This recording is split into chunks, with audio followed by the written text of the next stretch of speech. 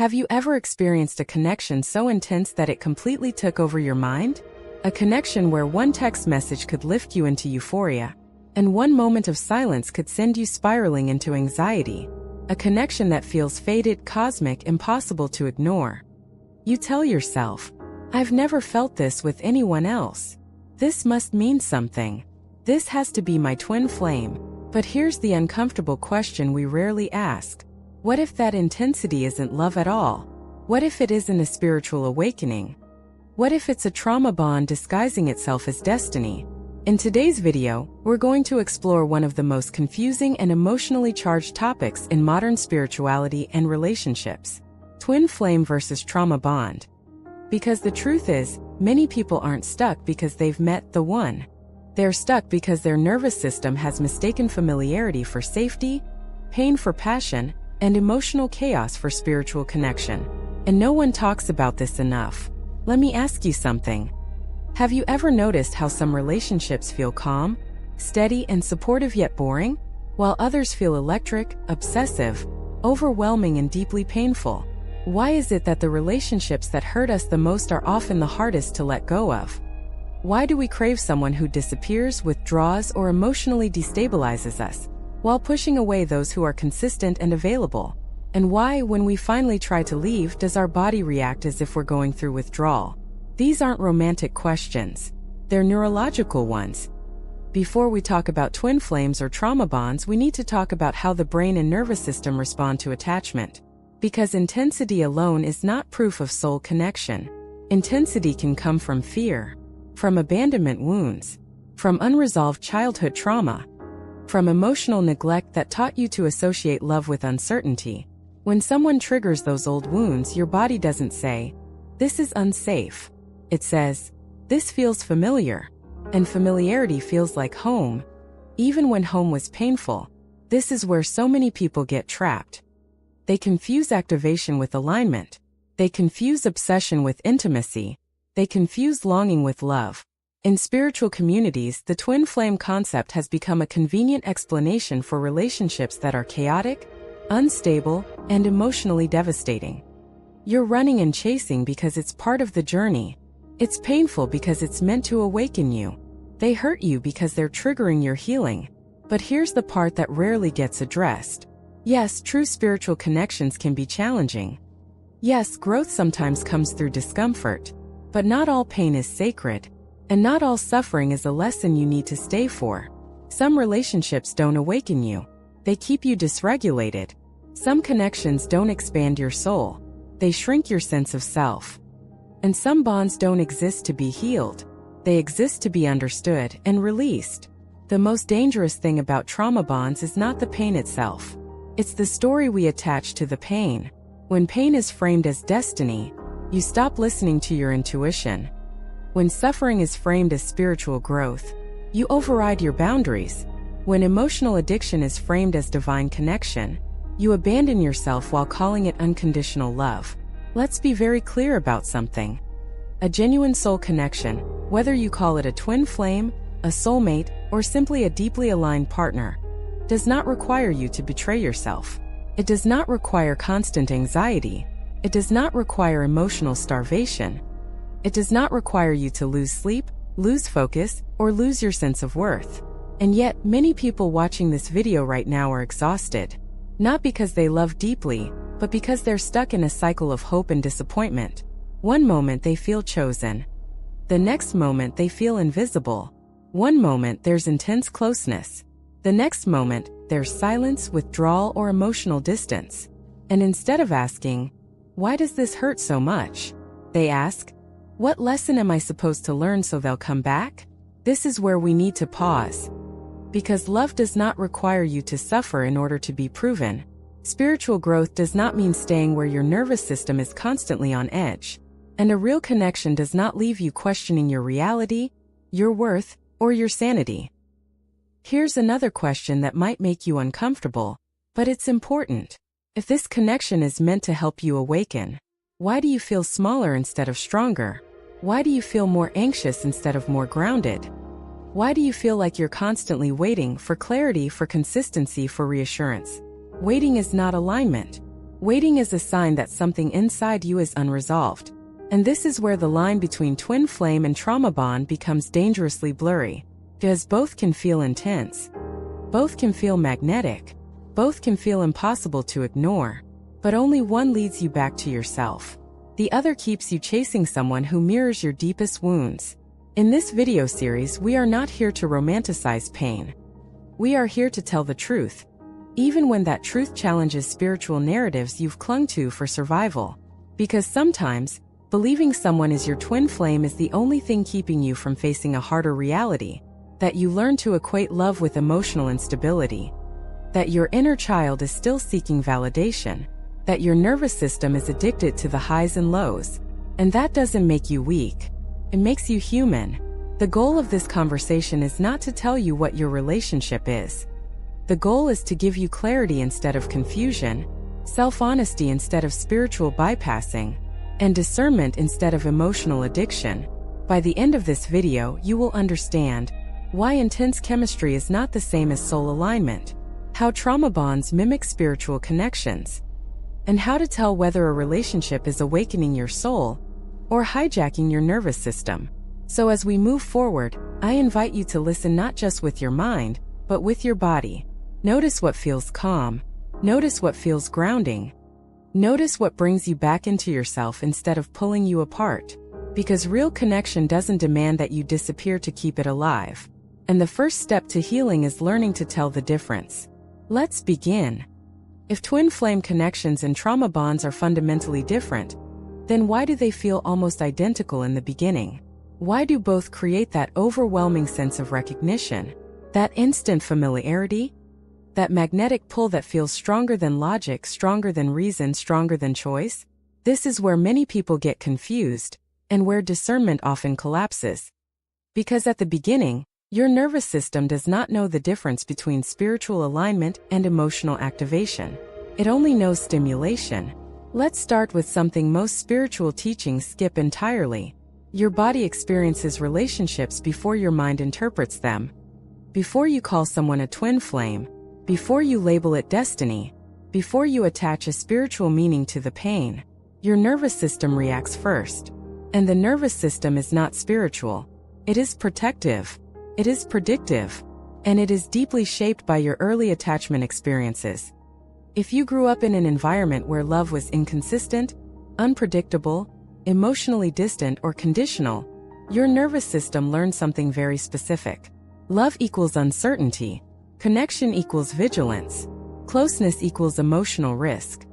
So when you meet someone later in life who unconsciously mirrors that same emotional pattern, hot and cold behavior, emotional unavailability, withdrawal followed by intensity, your body doesn't interpret it as danger. It interprets it as familiar, and familiarity feels powerful. This is why trauma bonds are so seductive. They don't feel foreign. They feel like home, even when home was chaotic. Now let's talk about the chemistry that makes this confusion almost inevitable. In the early stages of both twin flame-like connections and trauma bonds, the brain releases a powerful cocktail of neurochemicals. Dopamine, associated with reward, anticipation, and craving. Oxytocin, associated with bonding and attachment. Adrenaline and cortisol, associated with stress, alertness, and heightened emotional states. This combination creates intensity, and intensity feels meaningful. But here's the key distinction most people miss. Dopamine-driven bonds thrive on unpredictability.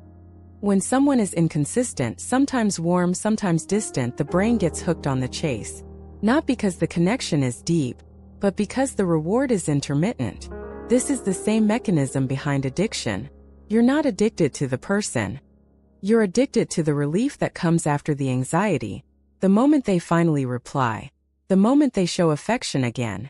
The moment you feel chosen after feeling discarded. That relief floods your system with dopamine. And your brain learns. This person regulates my emotions. That's not love. That's dependency. And here's where spiritual language can become dangerous. Because when people feel this level of intensity, they assume it must be cosmic. I've never felt this strongly before. There must be a reason. This connection is activating something deep. And yes, something is being activated. But activation does not automatically mean alignment. Activation often means unresolved trauma has been triggered. Your inner child is responding. Your attachment system is online. Your survival instincts are involved. And survival feels urgent. Let's slow this down even further. In a trauma bond, your nervous system is constantly oscillating between two states: hope and fear, connection and loss, closeness and abandonment. This creates emotional hyperarousal. You think about them constantly. You analyze every interaction. You replay conversations. You wait. Waiting becomes your baseline. Your body stays in a state of alertness, always scanning for signs of rejection or reconnection. And because the nervous system is overwhelmed, you interpret this intensity as depth. But depth feels very different when it's healthy. In genuine soul-aligned connections, even ones that are challenging, your nervous system is not chronically dysregulated. You may feel growth. You may feel discomfort. You may feel challenged to face yourself. But you don't feel addicted. You don't feel like your emotional stability depends on their behavior. You don't feel like you disappear when they pull away. This is the difference between expansion and activation. Expansion feels grounding, even when it's uncomfortable. Activation feels consuming, even when it's exciting. At the beginning, though, both can feel intense. And intensity is what tricks people. Another reason twin flame narratives and trauma bonds get confused is because both involve mirroring. In trauma bonds, the other person mirrors your wounds. They reflect your fear of abandonment, your belief that love must be earned, your tendency to overgive to feel chosen. In twin flame type connections, the mirroring is different. They reflect your unconscious patterns, your shadow, your areas of avoidance or emotional immaturity. But here's the critical distinction. In healthy mirroring, awareness grows. In trauma mirroring, confusion grows. If a connection leaves you constantly doubting yourself, over-explaining your needs, minimizing your pain, or questioning your worth, that's not spiritual mirroring. That's emotional destabilization. Another key reason these bonds feel similar at first is timing. Trauma bonds often appear during periods of emotional vulnerability, after a breakup, during an identity crisis, when you're lonely, grieving, or searching for meaning. Your defenses are lowered. Your need for connection is heightened. And when someone enters your life during that moment, especially someone intense, emotionally charged, or spiritually inclined, the bond forms fast. Fast bonding feels magical, but speed is not a sign of destiny. It's often a sign that boundaries were bypassed. True soul-aligned connections unfold with depth, not urgency. They don't require you to rush intimacy to secure safety. They don't pressure you to collapse your identity into the connection. They don't make you feel like losing them would destroy you. Let's be honest about something else. Many people cling to the twin flame label because it gives meaning to suffering. If the pain is sacred, then it wasn't for nothing. If the chaos has a purpose, then staying makes sense. If separation is part of the journey, then waiting feels noble. But meaning should not come at the cost of self-abandonment. A connection that keeps you stuck, anxious, depleted, and emotionally small is not elevating your consciousness. It's keeping your nervous system trapped in survival mode. And survival mode is not awakening.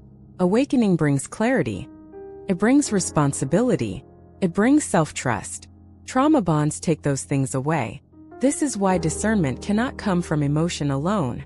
Because emotion is easily hijacked by unresolved pain. Discernment comes from regulation. When your nervous system is calm, you can see clearly. When your nervous system is addicted to intensity, clarity disappears. That's why one of the most revealing questions you can ask yourself is this. When I'm with this person or thinking about them, do I feel more grounded in myself or more disconnected from myself? Not excited, not obsessed, not euphoric. Grounded. Because true connection does not remove you from your center, brings you home to it. In the next part of this series, we'll go even deeper. We'll look at the behavioral differences between twin flame connections and trauma bonds, how they show up in communication, boundaries, conflict, and separation. And most importantly, we'll talk about how to tell the truth to yourself, without shame, without spiritual bypassing, and without fear. Because recognizing a trauma bond is not a failure of spirituality. It's an act of self-respect. And learning the difference is how you stop confusing intensity with love and start choosing connections that actually support your healing. Let's continue. If part 1 helped you question the story, and part 2 helped you understand the nervous system, then part 3 is where clarity becomes unavoidable. Because no matter how intense a connection feels, no matter how spiritual the language sounds, the truth always reveals itself through behavior, not feelings, not chemistry, not signs, synchronicities, or longing. Behavior. This is where twin flame narratives and trauma bonds begin to separate, clearly, unmistakably, and often painfully. Let's start with the most revealing area of all: communication. In trauma bonds, communication is inconsistent by nature. There are bursts of closeness followed by unexplained distance, deep conversations followed by silence, promises followed by withdrawal, and instead of clarity, you're left with interpretation. You analyze tone. You reread messages. You try to decode what they meant. You wonder what you did wrong. Communication becomes something you wait for, not something you participate in. And when you finally express your needs, they're often minimized, avoided, or reframed as too much. You're told, "You're overthinking. You're too sensitive. I didn't mean it like that." So you learn to self-censor. You shrink your needs to keep the connection. You tolerate ambiguity to avoid abandonment. You accept breadcrumbs and call it patience. This is not spiritual growth. This is self-erasure. Now contrast this with a genuine soul-aligned connection. Even when it's challenging, even when there's distance or tension, communication moves toward clarity, not confusion. There may be pauses but not manipulation. There may be space but not emotional disappearance. There may be discomfort, but not chronic uncertainty. You're not left guessing where you stand. And most importantly, your needs are not treated as a threat. They're engaged with, even if imperfectly. The next area where the difference becomes obvious is boundaries. Trauma bonds thrive in boundary erosion. Your time slowly becomes negotiable. Your values become flexible. Your limits get tested and crossed. You might notice that the relationship advances faster emotionally than it does in commitment or consistency. There's intense vulnerability early on. Deep confessions. Talk of destiny, souls forever. But when it comes to accountability, presence, or follow-through, things stay vague. This imbalance creates emotional fusion without safety. You feel close but not secure. Connected but not protected. And when you try to assert boundaries, something happens. The other person pulls away, becomes cold, accuses you of changing, or frames your boundary as rejection. So you're conditioned to believe that boundaries cause loss. In healthy twin flame type connections, boundaries don't destroy the bond. They reveal it. Boundaries clarify where you end and the other begins. They prevent enmeshment. They protect individuality. A connection that is meant to support growth will not punish you for having limits. It may challenge you, but it won't abandon you for honoring yourself. Now let's talk about conflict, because this is where illusions fall apart. In trauma bonds, conflict is destabilizing. Arguments don't lead to resolution. They lead to shutdown, blame, or emotional withdrawal. There's often no repair, no accountability, no genuine ownership, no emotional safety afterward. Instead, conflict reinforces fear. You learn that expressing discomfort risks losing the connection. So you suppress, you accommodate, you internalize the pain, and the cycle continues. In contrast, conflict in soul-aligned connections, even intense ones, leads to awareness. Not immediately, not perfectly, but eventually there is reflection. There is responsibility. There is a willingness to look at patterns instead of avoiding them. Growth happens because conflict is addressed, not bypassed. Now let's examine one of the most misunderstood aspects: separation. In trauma bonds, separation feels catastrophic. Not just sad, but destabilizing. Your sense of self collapses. Your nervous system panics.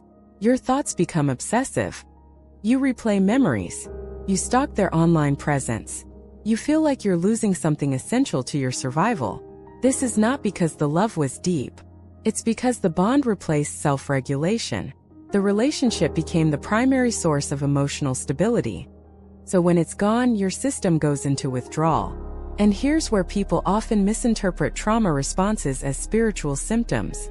I can't stop thinking about them. I feel like a part of me is missing. I feel energetically tied to them. But what's actually happening is attachment rupture. In true twin flame separations, when they occur, the pain is real but different.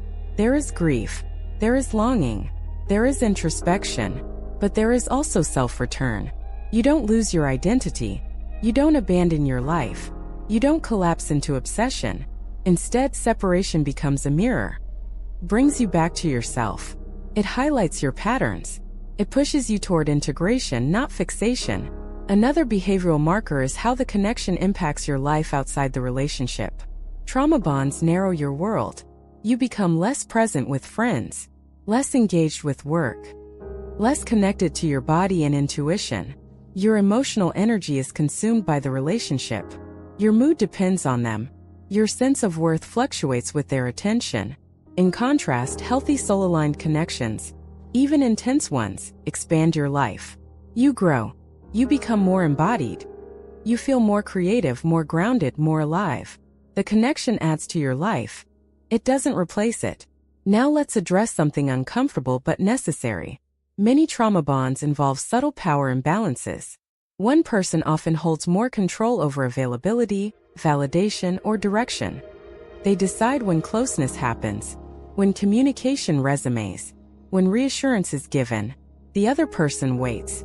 Waiting becomes normalized, and waiting is framed as patience, surrender, or spiritual trust. But patience should not feel like powerlessness, and surrender should not feel like self-abandonment. In genuine soul connections, power is shared, presence is mutual, effort is reciprocal, growth is not one-sided. Here is one of the most revealing questions you can ask. When I show up fully as myself, does this connection strengthen or destabilize? If being honest costs you the relationship was built on silence. If expressing needs leads to withdrawal, the bond depends on your compliance. If your healing threatens the connection was rooted in your wounds. Twin flame connections, when authentic, do not survive on unhealed trauma. They challenge it. They expose it. They demand responsibility from both people. Trauma bonds, on the other hand, depend on staying unconscious. They collapse when clarity enters. This is why discernment is so threatening. Because once you start observing behavior instead of romanticizing feeling, the truth becomes obvious. And the truth is not always what we hoped for, but it is what sets us free. In the next part, we'll bring everything together. We'll explore clear self-inquiry questions, warning signs, and grounding practices that help you tell the difference. Not intellectually, but somatically and emotionally. Because healing doesn't begin with labeling a connection. It begins with choosing yourself, consistently, honestly, and without spiritual excuses. Let's continue. At some point on the healing path, information is no longer enough. You can understand the nervous system. You can recognize attachment patterns. You can even see the behavioral red flags. And still something inside you resists the truth. Because the hardest part is not knowing. The hardest part is admitting. This is why part 4 is not about explanation. It's about confrontation. Not confrontation with the other person, but confrontation with yourself. Because the difference between a twin flame connection and a trauma bond is not something you decide with logic. It is something that reveals itself when you are willing to sit with uncomfortable honesty. The following questions are not meant to shame you. They are not meant to push you into leaving or staying. They are meant to dissolve self-deception. Answer them slowly, not from fantasy, not from hope, but from lived experience. Let's begin. Question 1. Who do I become inside this connection? Not who you want to be, not who you think you should be. Who do you actually become? More grounded or more anxious? More self-expressed or more self-monitoring? More embodied or more dissociated? Trauma bonds often create a version of you that is vigilant. You watch your words. You anticipate reactions. You adjust yourself to maintain closeness. In genuine soul-aligned connections, even when there is challenge, you feel more yourself. Not perfect, not healed, but present. If you are constantly editing your truth to preserve the bond is not aligned with your growth. Question 2. Do I feel safe being honest or strategic? Notice this carefully. When something hurts you, do you feel safe naming it? Or do you calculate how to say it, when to say it, or whether to say it at all out of fear of losing the connection? Trauma bonds train you to communicate indirectly. You hint instead of ask. You minimize instead of express.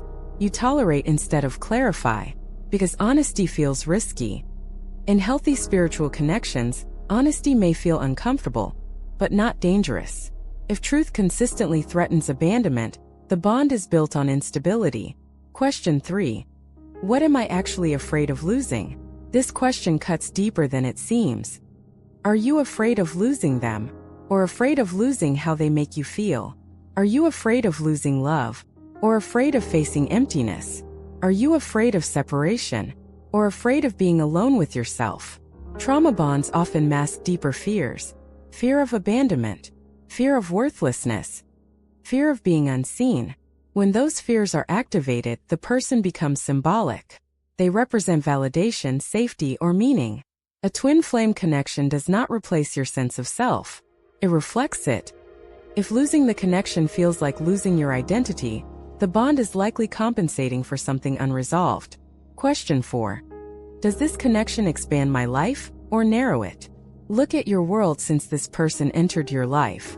Are you more alive in your body? More engaged with your purpose?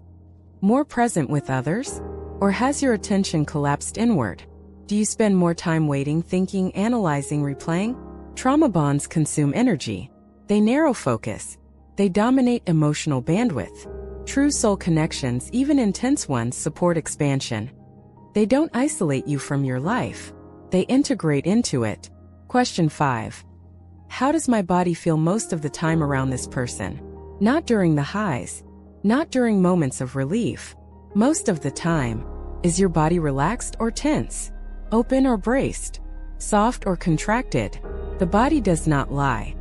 Trauma bonds often feel activating in the chest, stomach, or throat. There is tightness, restlessness, a sense of waiting. Twin flame type connections may activate growth, but they also include grounding. Your nervous system is challenged but not hijacked. If your body is constantly dysregulated, this is not spiritual awakening. It is survival mode. Question 6. Am I growing, or am I hoping they will change? This is one of the most revealing questions of all. Are you doing the inner work to reconnect with yourself? Or are you enduring pain with the expectation that the relationship will eventually transform? Trauma bonds rely on future fantasy. If they heal, when they realize, one day it will be different, growth becomes postponed. Your life becomes conditional. In genuine soul connections, growth happens regardless of outcome. You change because clarity demands it, not because staying requires it. Question 7. What patterns from my childhood does this connection echo? This question requires courage. Does this relationship remind you of having to earn love? Being emotionally unseen? Walking on eggshells? Waiting for attention? Trauma bonds repeat early attachment wounds. Not to heal them automatically, but to reenact them. Twin flame connections may expose childhood wounds, but they do not ask you to live inside them indefinitely. Exposure leads to awareness. Repetition without repair leads to re-traumatization. Question 8. When I imagine letting go, what arises, grief or panic? Grief is natural. Pain is human. But panic is different. Panic says, I cannot survive without this. Trauma bonds trigger withdrawal responses. Your system reacts as if safety is being removed. Twin flame separations, when they occur, bring sorrow but also space. Space to breathe. Space to reflect. Space to return to yourself. If the idea of letting go feels annihilating rather than clarifying, something is off. Question 9. Am I more committed to truth or to the story? This question exposes spiritual bypassing. Are you willing to see what is actually happening? Or are you attached to a narrative that makes the pain meaningful? Twin flame stories can become emotional armor. They protect you from facing rejection, incompatibility, or imbalance. But awakening requires honesty. Not every intense connection is sacred. Some are simply familiar. And familiarity is not destiny. Question 10. If nothing changed, would this still be healthy? Remove hope from the equation. If the dynamic stayed exactly as it is, the communication, the availability, the emotional patterns, would this relationship nourish you long-term? Or are you staying for who they might become? Trauma bonds depend on potential. Healthy connections are livable in the present. Question 11. Am I choosing this or am I compulsively attached to it? Choice feels calm. Compulsion feels urgent. If you feel pulled rather than choosing, if leaving feels impossible rather than difficult, if staying feels necessary rather than aligned, this is attachment, not destiny. Spiritual connection does not remove free will, strengthens it. Question 12. Does this connection teach me self-trust or self-doubt? Finally, the most important question. Since knowing this person, do you trust yourself more? Or do you constantly question your perception, needs, and boundaries? Trauma bonds erode self-trust. Twin flame connections, even challenging ones, eventually restore it. Because awakening is not about losing yourself in another. It is about remembering who you are. If these questions feel confronting, that's intentional. Clarity often arrives after resistance. And here is the truth most people don't want to hear. You do not need to label a connection to honor its impact. You do not need to call it a twin flame to validate your pain.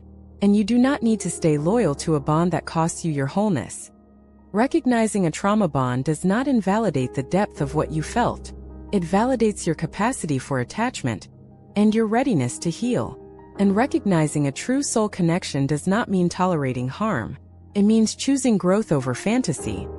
In the next part, we will talk about what to do after recognition, how to disengage without collapsing, how to regulate your nervous system, how to stop confusing intensity with love, because awareness is the mirror, but action is the doorway. Realization is not liberation, at least not immediately. For many people, recognizing that a connection is a trauma bond does not bring relief at first. It brings grief, confusion, shame, and sometimes resistance, because understanding does not instantly dissolve attachment, and awareness alone does not regulate the nervous system. This is why Part 5 is not about just letting go, cutting cords, or forcing yourself to move on. Those approaches often re-traumatize the very wounds you are trying to heal. Instead, this part is about how to disengage without abandoning yourself, how to separate clarity from cruelty, and how to heal without turning growth into punishment. Let's begin with the most important truth. You do not exit a trauma bond with logic. You exit it through regulation. Your body has been conditioned. Your nervous system has learned to associate this person with safety, relief, and meaning. So the goal is not to rip the bond away. The goal is to retrain your system to feel safe without the bond. Step 1. Stop shaming yourself for the attachment. The fastest way to stay stuck is self-judgment. Many people say things like, "I should know better. I can't believe I fell for this. I must be weak." This language keeps the trauma alive. Trauma bonds do not form because you are naive or foolish. They form because your system learned attachment under stress. What you are experiencing is not a character flaw. It is a survival adaptation. The attachment made sense once. Before you can release the bond, you must release the belief that something is wrong with you for having it. Compassion is not indulgence. Compassion is stabilization. Step 2. Decouple love from dysregulation. One of the hardest steps is realizing this. What you miss is not the person. It is the regulation they temporarily provided. The relief after anxiety. The calm after chaos. The closeness after withdrawal. Your system learned to calm itself through them. So when they are gone, your body panics. This does not mean they are your destiny. It means your nervous system outsourced safety.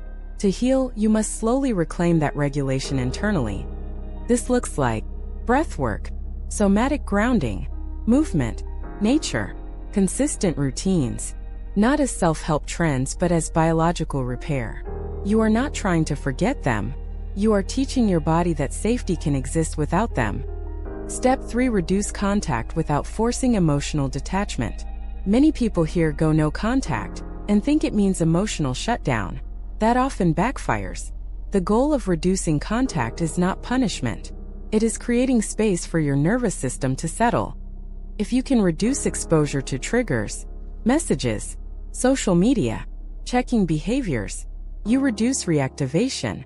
This does not require hatred. It does not require resentment. It requires honesty. If contact keeps reopening the wound, distance is not cruelty. It is care. And distance does not need to be permanent to be effective. It needs to be consistent enough for your system to recalibrate. Step 4. Expect withdrawal symptoms and normalize them. This part is crucial. Trauma bonds involve intermittent reinforcement, which means withdrawal is real. You may experience obsessive thinking, emotional waves, urges to reach out, sudden nostalgia, fear you made a mistake. These are not signs you should go back. They are signs your nervous system is recalibrating. Do not interpret discomfort as misalignment. Healing is often uncomfortable precisely because it removes false safety. The task is not to eliminate the urge. The task is to ride it without acting on it. Each time you don't react, you weaken the bond. Step 5. Grieve the fantasy, not just the person. Many people get stuck because they are grieving the wrong thing. They grieve what it could have been, who they thought the person was, the future they imagined. This grief deserves space, but it must be named accurately. You are not only losing a relationship, you are losing a story that gave meaning to pain, and that hurts. Allow yourself to mourn the hope, the potential, the version of yourself that believed. Grief does not mean the connection was wrong. It means you are letting go of illusion. An illusion can feel more powerful than reality. Step 6. Rebuild identity outside the bond. Trauma bonds often collapse identity. Your routines change. Your interests fade. Your attention narrows. Healing requires expansion, not distraction. Expansion. Return to your body, your creativity, your friendships, your purpose, not to prove strength, but to restore orientation. You are not filling a void. You are remembering who you were before the bond reorganized your life. This step takes time, and time is not failure. Step 7. Stop using spiritual language to override pain. This is subtle but essential. Phrases like, "It was meant to happen," "It was all part of the journey," "They triggered my awakening." These statements can be true, but if they are used to avoid feeling pain, they delay healing. Spiritual insight should come after emotional processing, not replace it. You do not transcend trauma by bypassing it. You integrate it. Let yourself be human before you try to be enlightened. Step 8. Learn to sit with emptiness without filling it. One of the reasons trauma bonds persist is because they fill internal emptiness. When the bond dissolves, emptiness appears. This is where many people relapse. They reach out. They romanticize. They reopen the wound. Instead, learn to sit. Not forever. Not dramatically. Just long enough for emptiness to become spaciousness instead of panic. This is where real healing begins. Step 9. Replace obsession with curiosity. Instead of asking, "Why did they do this? Do they miss me? Will they come back? What part of me was activated? What pattern was repeated? What does this reveal about my needs?" Curiosity restores agency. Obsession removes it. You are not trying to analyze them. You are trying to understand yourself. Step 10. Redefine what love actually feels like. Finally, this may be the most important step. Love is not urgency. Love is not anxiety. Love is not waiting. Love feels safe, consistent, respectful, expansive. If that definition feels unfamiliar, that does not mean it is unrealistic. It means your system has not experienced it yet, and that is not a failure. It is an invitation. Here is the closing truth of this part. Leaving a trauma bond does not mean you failed at love. It means you are learning to love without pain as proof. It means you are choosing regulation over intensity, truth over fantasy, and self-respect over survival attachment. And no matter how long it takes, that choice will change everything. In the next part, we will explore how to heal the nervous system after intense connections, so that future relationships do not feel empty without chaos. Because peace should not feel boring. It should feel safe. One of the most confusing experiences after leaving a trauma bond is not the pain. It's the quiet. After months or years of emotional intensity, drama, longing, and hyperfocus on another person, calm does not feel peaceful.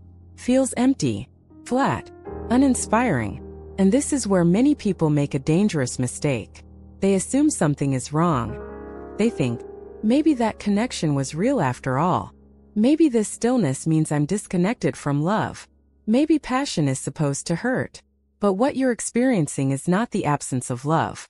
It is a nervous system in withdrawal from intensity. And this is where healing truly begins. Why calm feels unfamiliar, and sometimes unsafe. If your nervous system has been conditioned by chaos, unpredictability, or emotional volatility, calm does not register as safety. It registers as absence. This is especially true for people with anxious or disorganized attachment patterns. Your body learned early that connection came with tension. That closeness required vigilance. That love involved waiting, pleasing, or proving.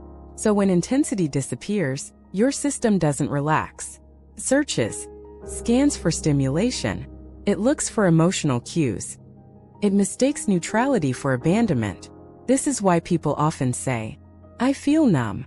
I feel bored. I feel disconnected. But numbness is not the same as peace. Numbness is a transition state. It is what happens when the nervous system has not yet learned how to rest without threat. Regulation is not suppression. Healing the nervous system does not mean suppressing desire, passion, or depth. It means teaching your body that safety does not require adrenaline. This is a retraining process.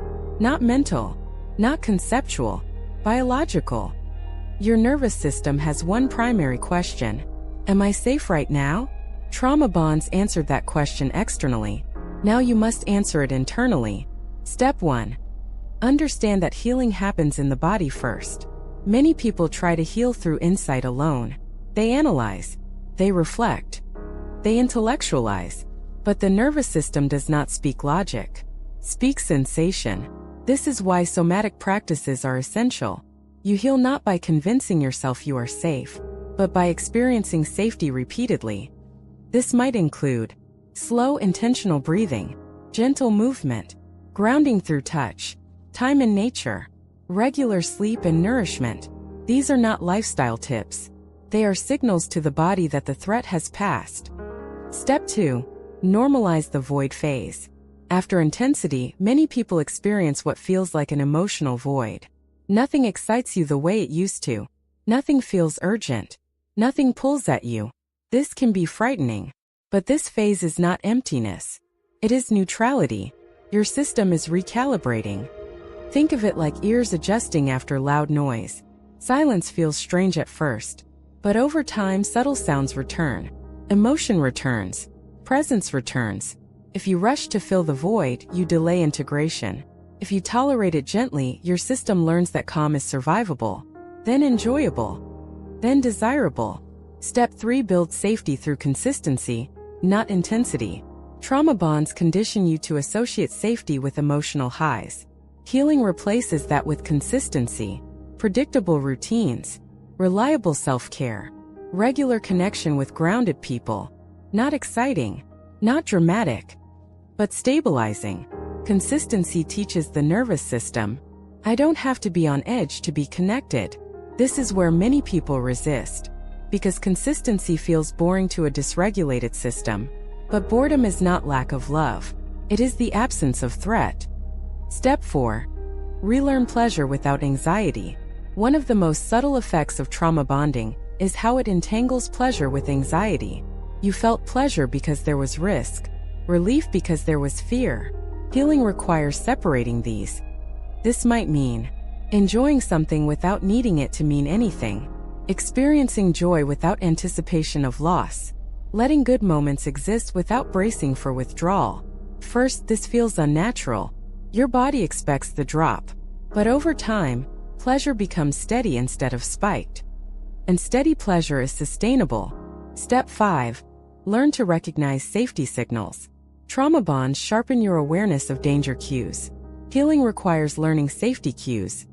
Notice how your body feels around calm, respectful people, how your breath changes when you are not performing, how your muscles soften when nothing is demanded of you.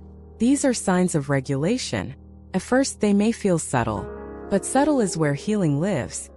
Step 6. Stop interpreting calm as lack of chemistry. This is critical for future relationships.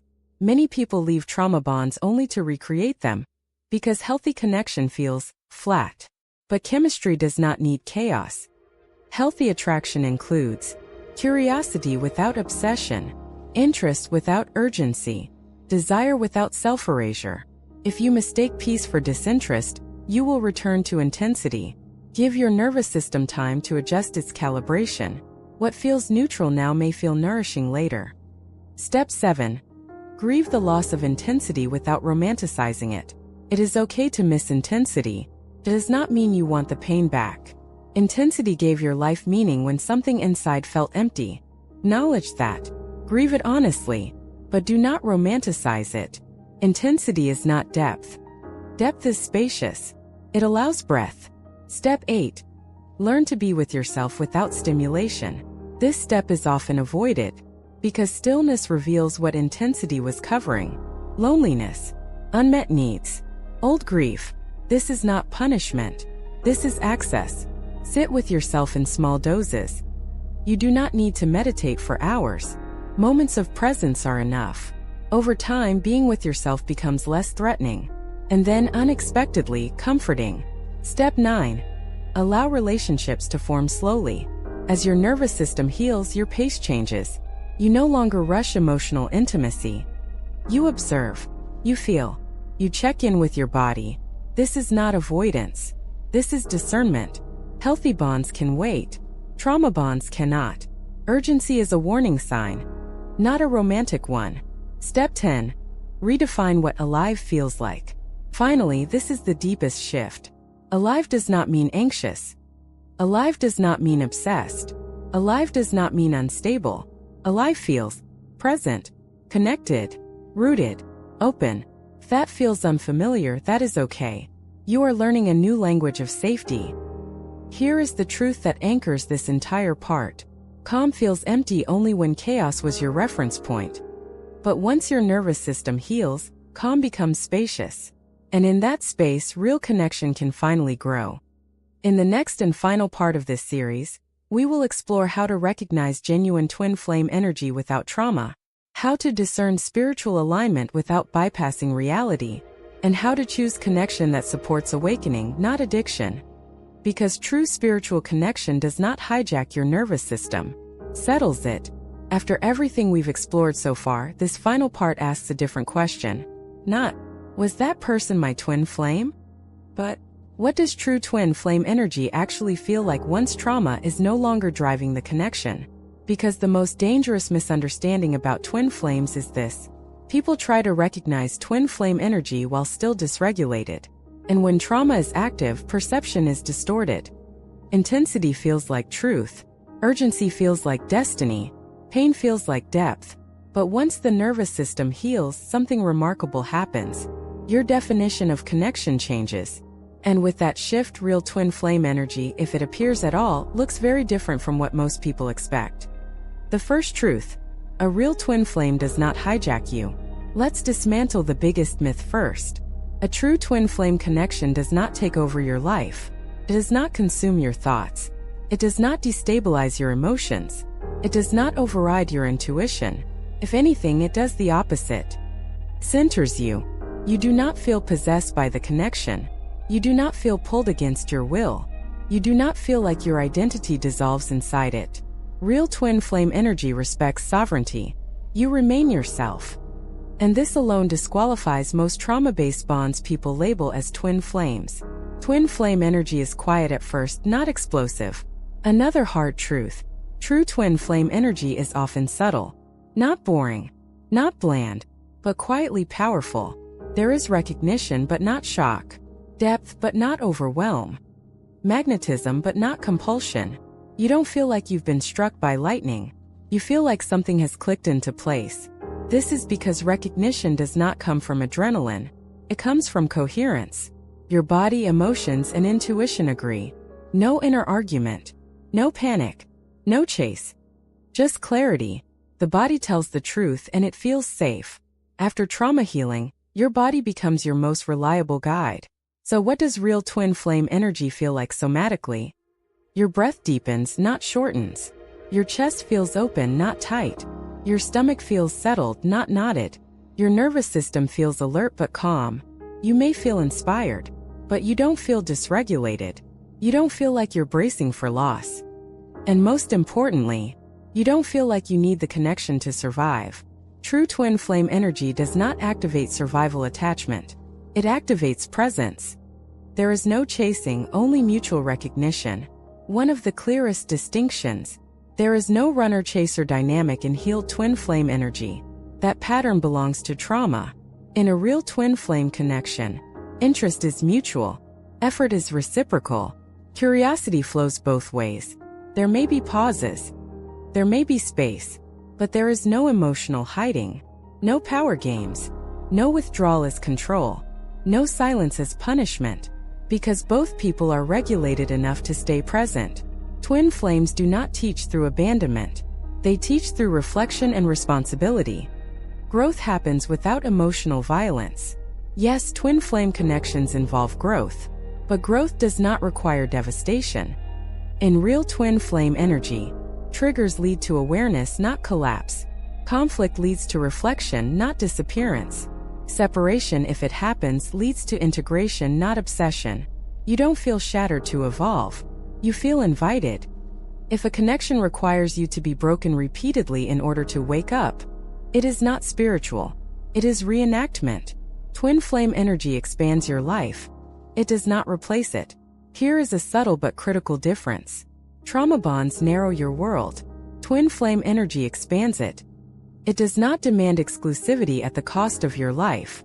Supports wholeness. There is no obsession with labels. Ironically, when twin flame energy is real, you feel less need to name it. You are not constantly seeking confirmation. You are not searching for signs. You are not defending the connection to others. Because truth does not require validation. You are not asking, "Is this my twin flame?" You are simply present with what is unfolding. When labeling becomes urgent, it usually means uncertainty is present. Certainty is quiet. You feel free, not bound. This is perhaps the most important marker of all. Real twin flame energy does not feel binding. Feels liberating. You are free to stay. Free to leave. Free to choose. And paradoxically, that freedom is what allows depth. Because love without freedom is attachment. Twin flame energy is not about merging into one being. It is about two whole beings standing in resonance. If a twin flame never appears, you are still whole. Now here is a truth many people need to hear. Not everyone will meet a twin flame in this lifetime. And meeting one is not a measure of spiritual evolution. Some people meet soulmates. Some meet karmic teachers. Some meet no romantic mirror at all, and still awaken fully. The goal of healing is not to attract a twin flame. The goal is to become aligned with yourself. If a twin flame appears from that place, it will not derail you. If one does not, your life will not feel incomplete. Because completion does not come from another person. Comes from integration. The final discernment question. After everything you've learned in this series, here is the final question that matters. Does this connection support my nervous system, or override it? If it supports regulation, presence, and self-trust, it may be aligned. If it creates obsession, anxiety, and self-abandonment, it is not. No matter how spiritual the language sounds, no matter how intense the feelings are, no matter how meaningful the story feels, awakening does not come through suffering that disconnects you from yourself. Comes through truth that brings you home. Closing message for the viewer. You were never meant to be consumed by love. You were meant to be met in it. You were never meant to lose yourself to awaken. You were meant to remember yourself. And if this series has helped you see more clearly, breathe more deeply, or trust yourself a little more, then the real twin flame journey has already begun. Not with another person, but with you. At this point in the video, we need to slow everything down. Not to analyze more. Not to label more. But to turn inward. Because the most dangerous thing about a trauma bond is not the other person. It's the story we tell ourselves in order to stay. Most people are not consciously lying to themselves. They are protecting a wound. So in this section, we are not asking questions to judge or shame. We are asking questions that gently remove the illusion, questions that the nervous system cannot manipulate. If your connection is truly aligned with soul growth, these questions will feel grounding, even if uncomfortable. If it is a trauma bond, these questions will feel threatening, destabilizing, or something you want to rush past. That reaction alone already tells you something. Let's go through them one by one.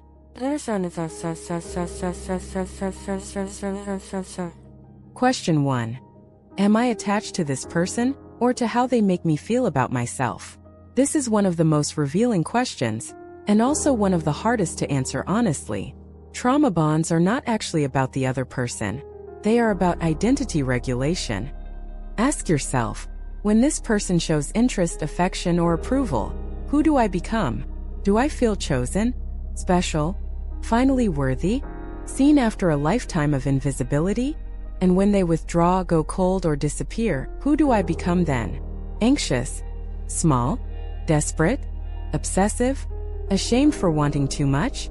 If your sense of worth rises and collapses based on their behavior, you are not bonded to love. You are bonded to emotional validation. A twin flame connection may activate deep reflection, but it does not become the sole source of your self-definition. In a healthy soul connection, you feel expanded, not dependent, curious, not desperate, rooted even when uncertain. In a trauma bond, you feel real only when they respond, invisible when they don't, like your emotional oxygen is controlled externally. Ask yourself honestly, if this person suddenly became emotionally consistent, calm, and predictable, would the attraction remain the same? If the intensity depends on instability, that is not divine connection. That is nervous system addiction.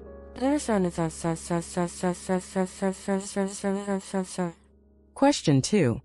Does this connection expand my life, or slowly shrink it? This question bypasses emotion and goes straight to impact. Look at your life before and during this connection. Not how it feels, but how it functions. Ask yourself, have my goals become clearer or more confusing? Do I feel more present in my body or more dissociated? Has my world expanded or narrowed around this one person? Trauma bonds are consuming. They quietly reorganize your entire life around emotional availability. You may notice, you check your phone constantly. Your mood is hijacked by small signals. You lose interest in things that once mattered. Friends, creativity, and rest fade into the background. You don't choose this. Your nervous system does. Twin flame connections, while intense, do not require self-abandonment to sustain them. They do not demand silence about your needs, suppression of your truth, continuous emotional labor to keep the connection alive. If your life has become smaller, quieter, more fearful, not more alive, that is not spiritual ascension. That is contraction. And contraction is the language of trauma, not the soul.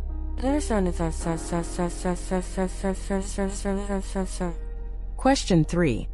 Am I staying because of love, or because I'm afraid of who I'll be without this connection? This question is uncomfortable because it touches identity loss. Trauma bonds often form during periods of vulnerability, after heartbreak, during loneliness, in identity transitions. When childhood wounds are resurfacing, the connection becomes more than a relationship. It becomes a coping mechanism, a distraction from emptiness, a temporary sense of meaning.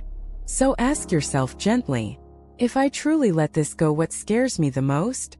Is it losing them, or losing the version of yourself that existed because of them? Many people realize that without the connection, they don't know who they are, what they want, what to feel, how to regulate themselves. That fear is not love. That is attachment born from unhealed abandonment wounds. Twin flame connections do not erase you. They confront you, but they return you to yourself, not away from yourself. If the thought of letting go feels like psychological death rather than grief, that is a sign the bond is fused to survival, not love.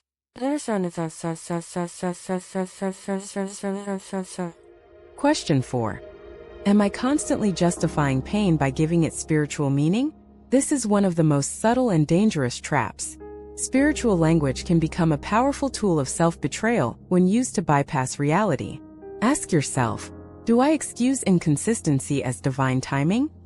Do I tolerate disrespect because this connection is meant to teach me? Do I normalize emotional neglect by calling it separation phase? Do I suppress my boundaries because the soul knows better? Spiritual growth does not require emotional erosion. Pain can be part of growth, but chronic pain without accountability is not sacred. Trauma bonds thrive on meaning-making, hope projection, future fantasy. Twin flame connections, on the other hand, demand embodied truth. They do not ask you to deny your needs, accept harm as destiny, silence your intuition. Ask yourself clearly, if this relationship were not labeled spiritual, would I still accept this behavior? If the answer is no, the label may be protecting the bond, not revealing its truth.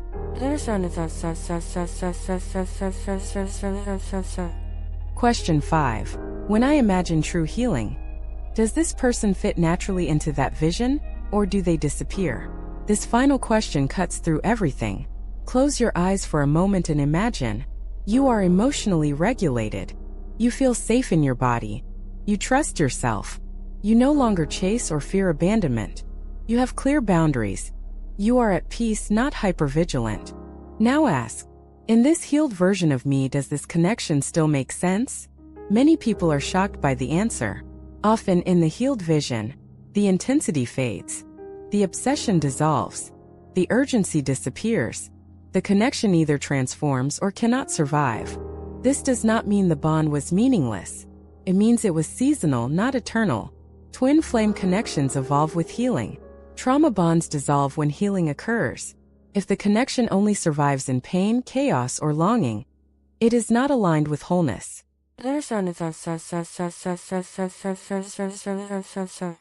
A gentle truth before moving on. If you recognize yourself in these questions, do not panic. Awareness does not mean failure. It means readiness. Many people on spiritual paths encounter trauma bonds before learning what healthy love feels like. That does not make you weak. It makes you human. The purpose of this section is not to push you to leave, but to help you stop lying to yourself in the name of spirituality. Because the soul does not demand suffering to prove devotion, and love that is real does not require you to disappear. This is the part of the conversation that most people resist. Not because it isn't true, but because letting go of this belief often feels like losing meaning. For many, the idea of twin flame becomes the last thing holding the pain together in a coherent story. So let's approach this gently. Intensity does not equal destiny, pain does not equal purpose, and suffering is not proof of spiritual depth. Yet in modern spiritual culture, we've been subtly taught the opposite, that if something hurts deeply, it must be important. If it consumes us, it must be sacred. If it breaks us open, it must be meant to be. This belief is not spiritual truth. It is unhealed trauma wearing mystical language.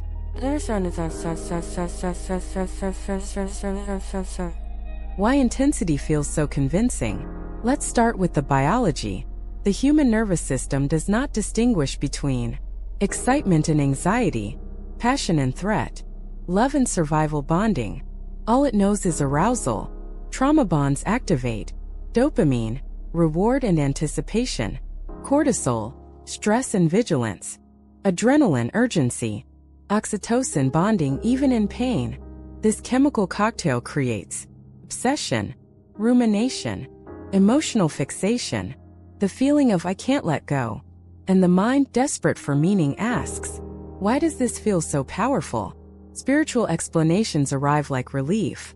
Twin flame, past life bond, divine mission, soul contract.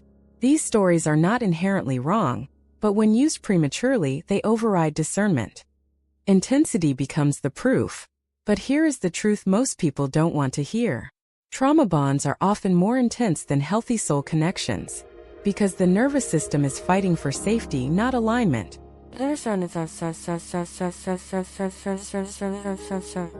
Intensity versus depth. They are not the same. Intensity is loud. Depth is quiet. Intensity screams, I need you. I can't function without this. This connection defines me. Depth whispers, I am grounded even when this is uncertain. I remain myself in connection. I don't disappear to stay connected. Twin flame connections, when authentic, are deep, not chaotic. They may activate wounds, but they do not keep you trapped inside them. They do not rely on mixed signals, push-pull dynamics, emotional starvation, long periods of confusion without clarity. If confusion becomes chronic, it is not a spiritual test. It is a sign of misalignment.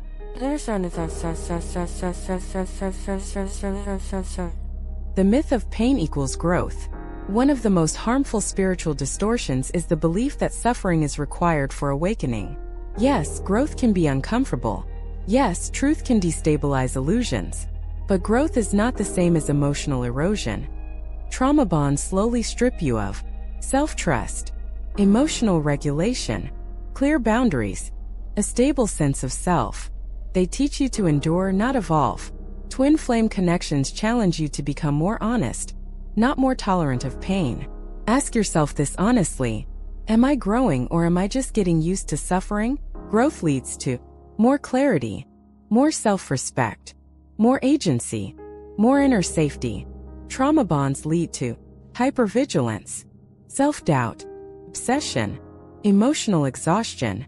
If years pass and the primary lesson is still wait, endure, hope, that is not ascension. That is stagnation.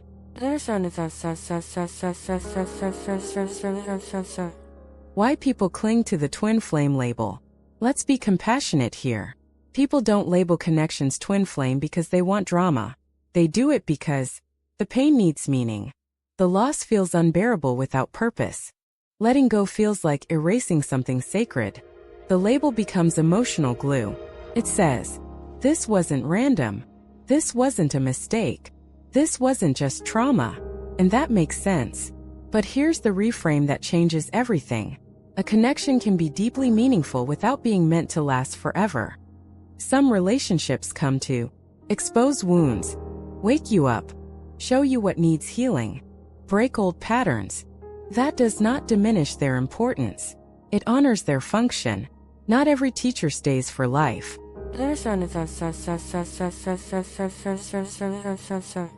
Twin flame is not a role you earn by suffering. Another uncomfortable truth: you do not graduate into twin flame union by tolerating pain long enough. Union is not a reward for endurance. If that were true, the most traumatized people would be the most enlightened, and we know that isn't how healing works. Wholeness attracts wholeness. Not perfection, but responsibility. Twin flame energy does not ask you to chase, prove worth, sacrifice boundaries, stay emotionally unsafe. If someone repeatedly avoids accountability, communication, and growth, spiritual labels do not override that reality. Avoidance is not divine timing. It is avoidance.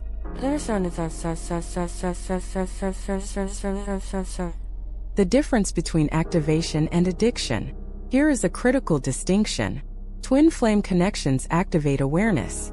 Trauma bonds activate addiction. Activation says, look at this wound. This needs healing. This pattern must end. Addiction says, just one more message. Maybe this time will be different. If I try harder, they'll change. One leads to liberation. The other leads to self-abandonment. If the connection requires you to betray your own nervous system to maintain it, it is not aligned with truth.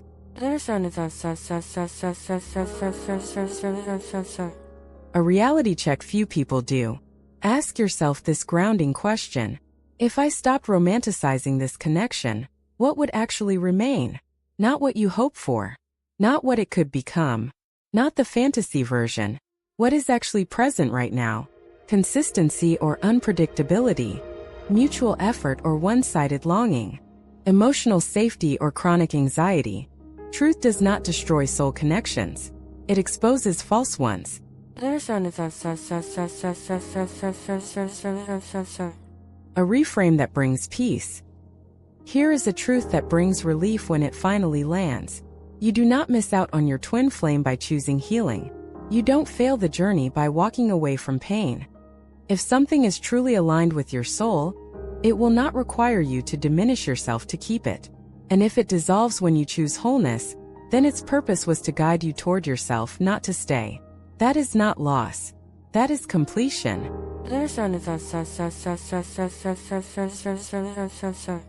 Congratulations! You've made it to the final part of this series. If you followed along carefully, You've explored the subtle differences between trauma bonds and twin flame energy. You've learned how intensity can deceive, how attachment can masquerade as destiny, and how your nervous system remembers pain as love. Most importantly, you've discovered that clarity, regulation, and self-trust are the true foundations for spiritual and relational alignment. This final part is not about new techniques. It's about integration, liberation, and the wisdom to move forward from a place of groundedness rather than emotional chaos.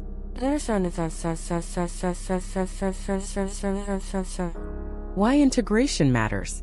All the insights in the previous 9 parts are powerful, but they only matter if integrated. Integration is the bridge between knowledge and wisdom. You may know the signs of trauma bonding, the markers of authentic twin flame energy, and the nervous system cues that signal safety. Yet if this awareness does not translate into how you show up in your body, your relationships, and your life, it will remain conceptual.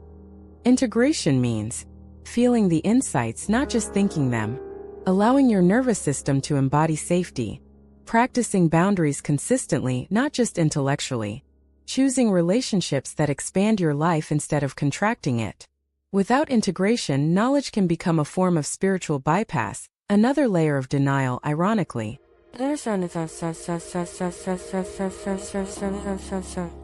Step 1. Commit to wholeness before connection. One of the most radical shifts in perception is this. You cannot truly meet someone else, spiritually or romantically, until you meet yourself first. Wholeness is not perfection. Wholeness is presence, self-respect, and internal safety. Ask yourself, am I willing to be alone without panic? Am I willing to prioritize my nervous system over fantasy? Am I willing to let a connection be defined by alignment, not obsession? When you commit to wholeness first, every future relationship becomes a choice, not a compulsion. And this is the essence of freedom and love.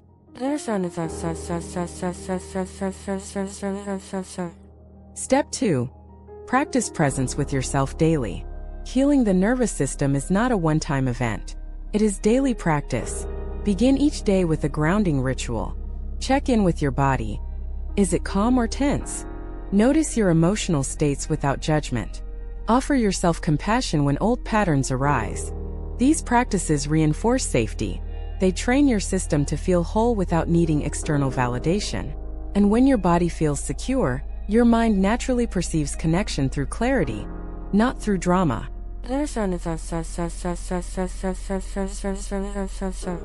Step 3. Reclaim your life as a space of choice. A trauma bond teaches you urgency and reactivity. A twin flame teaches you reflection and expansion. Now it's time to reclaim your life from the tyranny of intensity. Revisit the things that bring you joy independent of anyone else. Reconnect with passions, creativity, and friends. Re-establish routines that nourish stability and presence.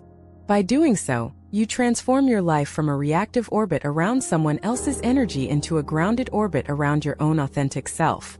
When you operate from this place, relationships emerge organically, not from compulsion.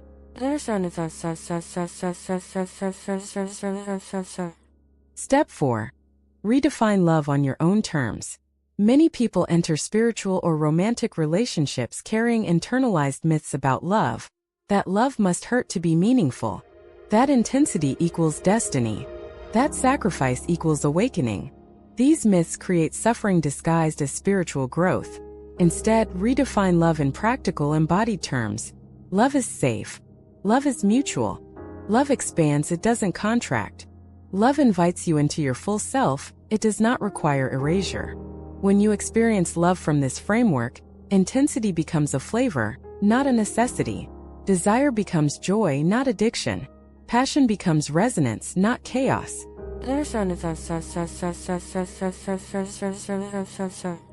Step 5. Embrace stillness as strength. One of the most profound lessons of this journey is that stillness is not emptiness. When you are no longer chasing, obsessing, or panicking, your mind may interpret calm as boredom. Your nervous system may initially panic at lack of stimulation. This is normal. It's the nervous system adjusting from high arousal to presence. Over time, stillness becomes your strength. You discover you are capable of emotional regulation. You can love without losing yourself. You can exist fully without external drama. This is the real initiation. The one that no bond, no twin flame, and no intense relationship can give you. You give it to yourself.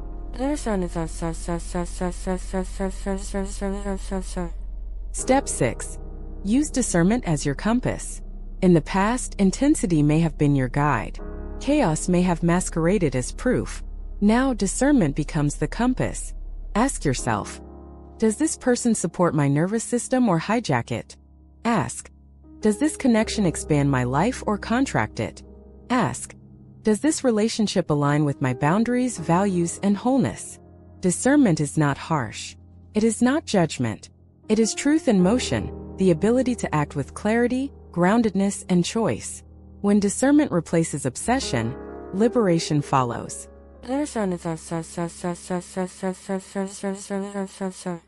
Step 7. Recognize that healing changes everything. After trauma and intensity, nothing looks the same. You notice patterns you didn't see before. You see emotional cues your system ignored previously. You no longer tolerate drama disguised as destiny. And this is the point. Healing changes the way love feels. Intensity may no longer feel magical, but clarity, trust, and alignment feel profoundly satisfying. This is the paradox. You may miss the thrill of chaos, but you gain the depth of safety. You may lose urgency, but you gain presence. And that presence is the foundation of real spiritual connection.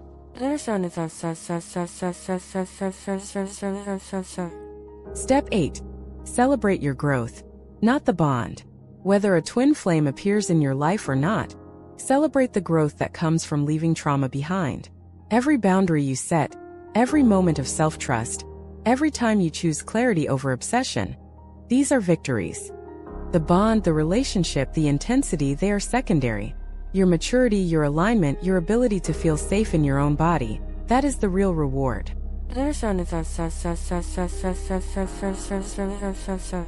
Step 9. Understand that completion is internal. Many people leave trauma bonds expecting the universe to give them a twin flame afterward. But completion is not external. It is internal. When you feel complete, whole, and regulated, you attract healthier relationships. You perceive alignment clearly. You no longer mistake intensity for destiny. You experience love as expansion, not survival. If a connection arrives after this point, it will fit naturally, not demand sacrifice or obsession. If it doesn't, you will be at peace regardless.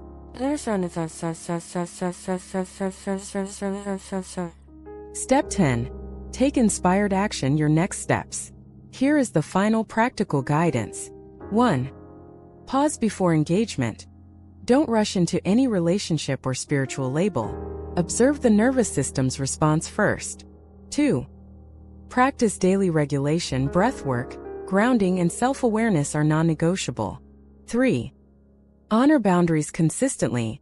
Every time you honor a boundary, you strengthen the nervous system. 4. Reclaim creative and social life. Passion and connection with life itself are more healing than obsession with a person. 5. Reflect, don't romanticize, acknowledge past intensity for what it was. A teacher, not a destination. These steps transform awareness into embodied liberation.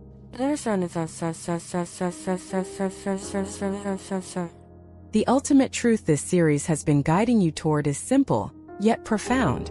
You do not need someone else to awaken. You do not need intensity to prove depth. You do not need obsession to experience connection.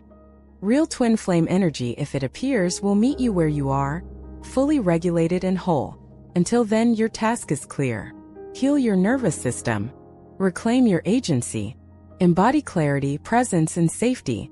And in that space, life becomes an invitation rather than a test.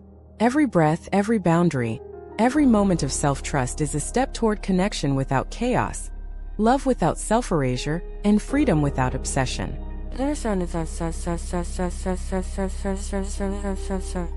If this series has resonated with you, take a moment to reflect in stillness and notice which parts of your nervous system are relaxed versus activated. Subscribe to this channel for more guidance on conscious relationships, healing, and spiritual clarity. Share this video with someone who may be caught in intensity but is ready for liberation. Comment below. Which insight from this series shifts the way you view love, attachment, or twin flame energy? Remember, awareness is contagious. Your clarity may be the mirror someone else needs to start their own journey toward wholeness.